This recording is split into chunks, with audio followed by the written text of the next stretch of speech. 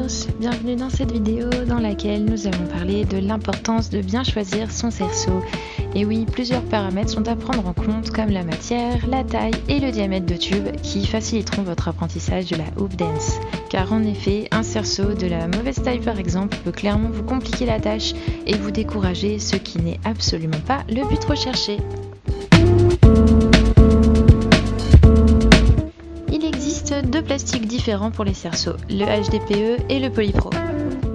Le HDPE est un plastique plus rigide, plus solide et plus lourd. Il est idéal pour les débutants car oui, plus un cerceau est lourd et plus il est facile à faire tourner autour du corps grâce au principe de l'inertie.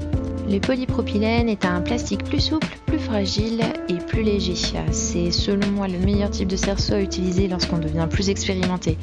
Il est idéal pour les mouvements off-body, break et wedgie grâce à sa réponse dynamique. La taille d'un cerceau peut être exprimée en centimètres ou en inch, donc pouces en français. Il est très important de bien choisir la taille de son cerceau. Lorsque l'on débute, un cerceau trop petit sera plus difficile à maîtriser autour du corps et à contrario, un cerceau trop grand sera compliqué à gérer pour les isolations par exemple. Pour les mouvements on-body, je vous conseille de prendre un cerceau qui arrive au niveau du nombril.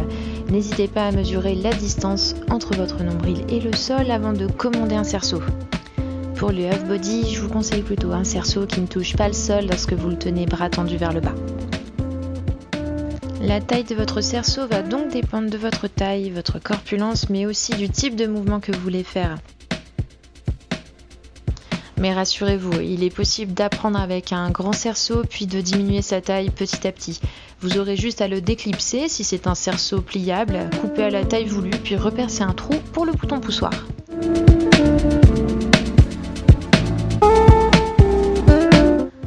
Le diamètre du tube va avoir une incidence sur le poids de votre cerceau, donc si vous êtes débutant, vous l'aurez compris, dirigez-vous vers un cerceau plus épais. Les trois principaux diamètres de tube sont 16 mm, dit 5/8, 20 mm, dit 3/4 et 25 mm. Je vous conseille pour commencer un diamètre de 20 mm.